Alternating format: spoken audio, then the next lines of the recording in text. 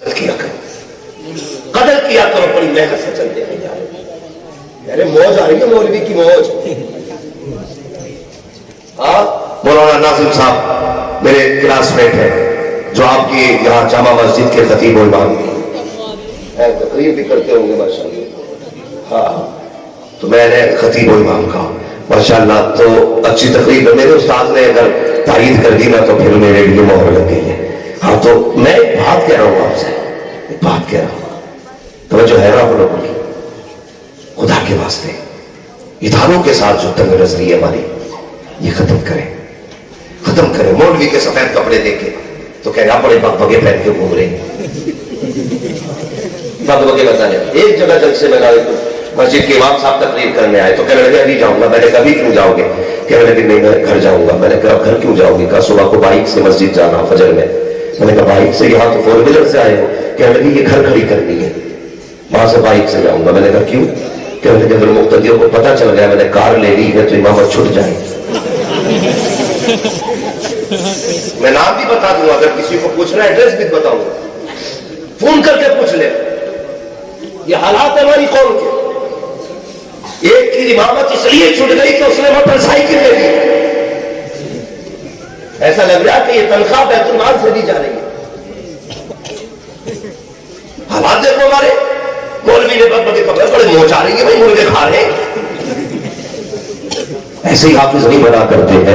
اللہ اکبر. آؤ اس ادارے کے اندر آ کر دیکھو, سارے کمرے چیک کر ڈالو. پوچھو علامہ صاحب سے آ کر کے تمہارے مدرسے میں کتنے بیڈ بچوں کے لیے ہے, کتنی چارپائیاں ہیں, کتنے انچ کا گدا بچھایا جاتا ہے, بتاؤ تو صحیح. آ کر کے دیکھ رہا کسی کمرے کے اندر ایک بھی بیڈ تمہیں بچوں کے لیے نہیں ملے گا. یہ قرآن پڑھنے والے بچے جس دن سے گھر سے آئے ہیں زمین پہ لیٹا کرتے ہیں. کبھی کبھی کچھ بچوں کا بستر 8-8 سال پرانا بھی ہو جاتا ہے. کچھ بچوں کا ایک ہی لباس پوری تعلیم کے لیے کافی ہوا کرتا ہے. اور یار تم اپنے بچوں کے ہر سال کمبل بدل دیا کرتے ہو, ہر سال کرتے بدلتے ہو. اس سال 3 انچ کا گدا تھا, اگلے بار 9 انچ کا لائیں گے, پھر 12 انچ والا, پھر 18 انچ والا.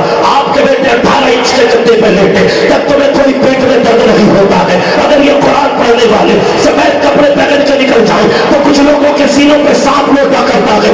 آؤ آ کر کے اداروں میں دیکھو, ان کے حالات آ کر کے دیکھو. کتنے طلبہ ایسے بھی ہوتے ہیں اگر بستر پہ پیر رکھ دو تو سردی پیر پہ محسوس ہوا کرتی ہے. اور یار 5 منٹ میں کے پیر بستر پہ تو کھڑا نہیں ہو سکتا, لیکن یہ قرآن والے لوگ ساری رات اسی بستر پہ لیٹا کرتے ہیں. آؤ تمہیں اور پڑھ کر کے بتاؤ, تمہارے بیٹے صبح اٹھتے ہیں تو ان کو گیزر سے گرم پانی دیا جاتا ہے. مگر یہی قرآن پڑھنے والے بچے جب 3 بجے اٹھ کر کے وضو بنانے آتے ہیں تو ٹھنڈے پانی سے وضو کیا کرتے ہیں. مجھے بتا دو صحیح, تیرا بیٹا ایک دن ٹھنڈے پانی کو ہاتھ لگا دے تو اس کی پسلی چلنے لگ جاتی ہے, اس کو نزلہ ہو جایا کرتا ہے, اس کو بخار ہو جایا کرتا ہے. لیکن پوری سردیاں بیت گئی ہے, اسی دارالعلوم کے طلباء کو ٹھنڈے پانی سے وضو کیا ہوگا. لیکن پوچھو آ کر کے کتنے بچوں کے پھیپھڑے جام ہوئے ہیں, کتنے بچے اس کی بیماری سے مر گئے ہیں, کتنے بچوں کو ٹھنڈے میں مار ڈالا ہے. جواب ملے گا کسی بچے کا پھیپھڑا جام نہیں ہوا, کسی کو ٹھنڈی سردی نے نہیں مارا, کسی کو ٹھنڈی نے تباہ نہیں کیا. اور مجھے بتا دو سکی,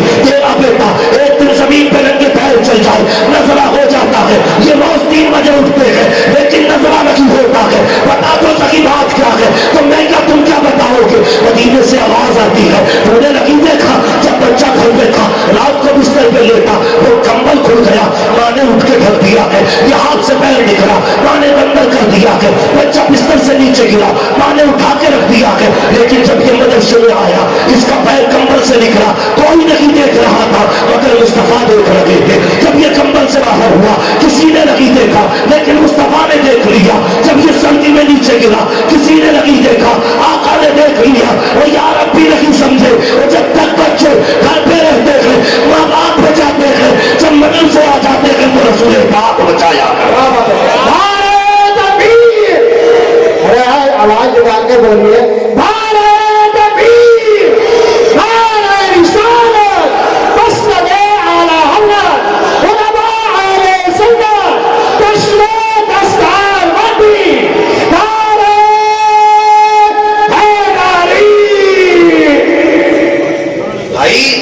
یہ عظمتیں ہیں ان کی. میرے استاذ قریب ابھی فرما رہے تھے کہ یہ حضور کے مہمان ہیں, حضور کے مہمان, ان کی عظمتیں بہت بلند.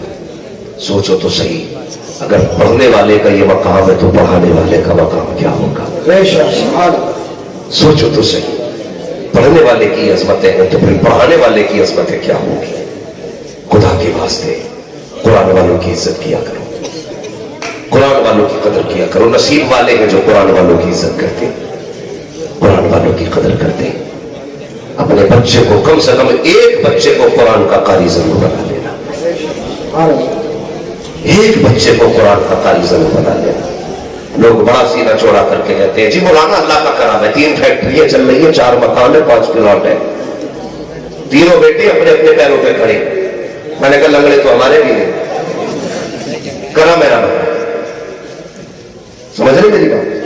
तो बाप कहता जी इतनी फैक्ट्रियां हैं, इतनी बिल्डिंग है, इतने प्लॉट पड़े, फख्र से कह रहे आप बड़ी कामयाब जिंदगी गुजर रही है। कामयाब वो नहीं है जिसके प्लॉट हो, बिल्डिंगें हो, इमारतें हो, बंगला गाड़ियां हो, फैक्ट्रियां हो, वो कामयाब नहीं है। कामयाब वो है जिसने अपने पीछे कुरान पढ़ने वाला छोड़ा हो। क्या बात है, सुने अब गौर से, कामयाब वो है जिसने अपने पीछे कुरान पढ़ने वाला छोड़ा है। वो मैं तो अक्सर कहता हूं यार, घर में छोटे बच्चे हैं ना, उन्हें दीन का माहौल दो, दीन का माहौल दो, इल्म दीन सिखाओ। और कभी कभी अमीरों को बड़ा कमेंट होता है जी क्या हो गया, मरूंगा ना तो मैं तो जिस पीर को चाहूंगा 10,000 दे के बुला लूंगा, पढ़ा जाना जनाजे की नमाज। यही सोचते रहते हैं ना, जरा दिल पे हाथ रख के बता। मैं सलाम करता हूं उन माँ बाप को जिन्होंने अपने बेटों को हाफिज कारी बोल के आलिम बनाया है। क्यों? मैं आप कहोगे भाई बड़ा फेमस मौलवी है, इसे ही बुला के जनाजा पढ़ा ले, बुला लो। मैं कहूँगा यार खाना बड़ा अच्छा खिलाया था, आदमी अच्छा था है, बिठाया भी बड़ी शान से, तो बड़ा अच्छा था। मैं आऊंगा, हाथ उठाऊंगा, नमाज जनाजा पढ़ाई, जैसे आए थे वैसे ही चले जाएंगे। लेकिन सच बता, अगर जनाजे पे बाप लेटा हो, वो मुसल्ले पे बेटा खड़ा हो, तो क्या वो भी ऐसी पढ़ाएगा जैसे मैं पढ़ाऊंगा? नहीं ना। अगर जनाजे पे बाप लेटा, मुसल्ले पे बेटा खड़ा है, वो देखेगा जनाजे को, दिल में कहेगा यार अब आज ये वो लेटा है जिसने मजदूरी करके मेरे मदरसे का खर्च उठाया था, ये वो लेटा है मालिक जिसने मेरे मदरसे की यूनिफॉर्म के लिए अपनी जेब का पैसा काट के मुझे दिया था। मैंने इसके कुर्ते के पैबंद देखे, लेकिन इसने कभी मेरे कपड़ों में पैबंद न देखा। या अल्लाह वो आ रहा है जिसने बुढ़ापे में खुद बोरियां उठाई, लेकिन मुझे दीन के लिए छोड़ रखा था। मालिक मेरा बाप आ रहा है। जब बेटा ये सोच के नियत बांधेगा, अल्लाह की कसम आंख में आंसू होंगे, वो रब इतना करीम है, इतना करीम है, सिर्फ पल के भिगो के दिखा दो, पल के भिगो के दिखा दो, तेरी आंखें भीगेगी। कसम खुदा की नमाज पूरी होने से पहले अगर वो चाहेगा तेरे बाप की मग़फ़िरत फरमा देगा। इसलिए अपने पीछे नमाज जनाजा पढ़ाने वाले छोड़ के जाओ, जो कहते हैं ना 3 फैक्ट्री 5 मकान है, 13 फ्लैट है।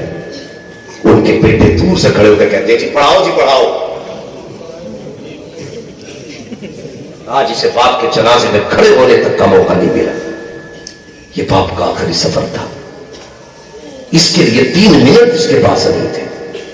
पीछे मुड़ के पढ़ाए जी तो सफ में से आवाज नहीं आती, पेड़ के नीचे से आवाज आती। क्यों नहीं आज? कौन है ये? बड़ा बेटा है, नमाज में नहीं है जी, कपड़े खराब है इसके। वो कितना कम नसीब, मैं कहता हूं बदनसीब बेटा होगा जो बाप के जनाजे में खड़ा ना हो सके। यार ये जनाजे नसीबों से मिला करते हैं। तुमने नहीं देखा कितने लोग दौलत के नशे में दुबई चले गए, कोयत चले गए, अमेरिका चले गए, इधर बाप जनाजे पे लेटा है, बेटे को बाप का चेहरा दिखना नसीब नहीं होता। इसलिए अपने पीछे कसम खुदा की, अपने पीछे ऐसे बेटे छोड़ के जाओ जो तुम्हारे बाप तुम्हारे लिए कुरान पढ़ दिया करे, कुरान पढ़ दिया करे। वरना 40वां होगा मसला के आला हज़रत के खिलाफ 40 देके बनेंगे। तीजा होगा सुन्नियत के खिलाफ पेट भर भर के दावतें खिलाई जाएंगी। बेटा सोचेगा अब्बा बख्शा गया, अब्बा कहेगा ये दौलत छोड़ के क्यों आया। ये है सच्चाई हमारी, ये हकीकत है हमारी। नसीब वाले थे वो बाप जो अपने पीछे कुरान वाले छोड़ जाते।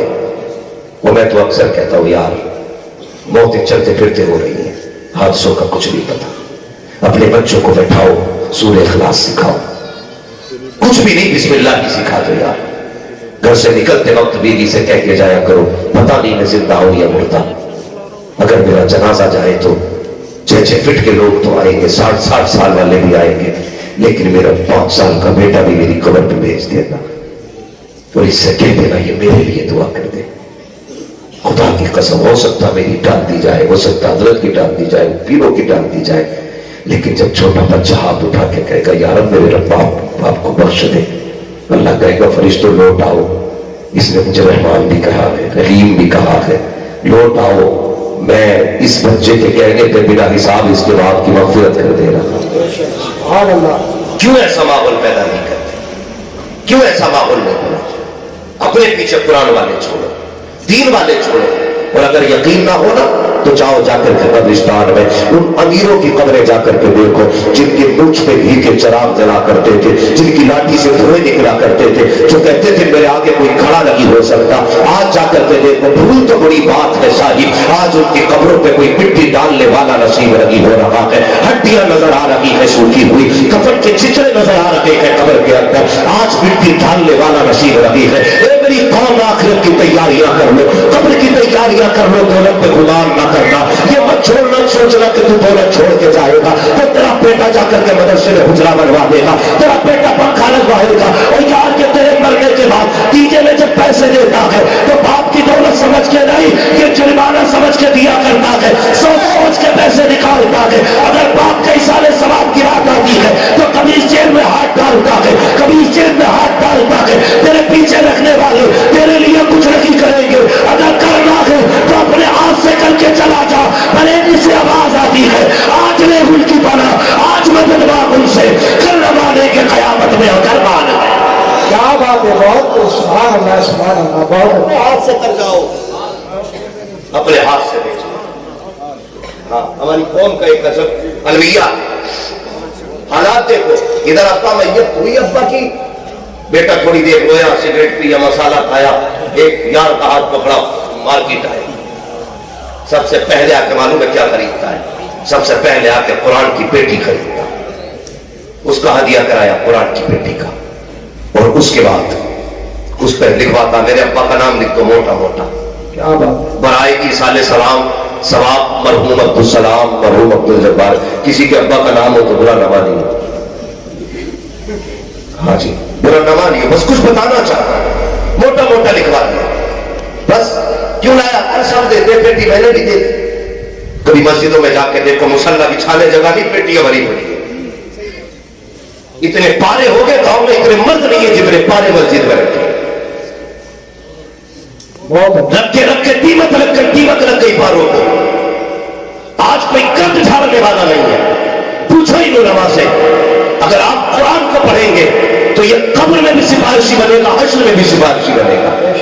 ये पहचान के कहेगा यार अब इसे बख्श, ये मुझे सीने से लगा के रखता था, यार अब इसे जन्नत दे, ये मुझे पढ़ता था।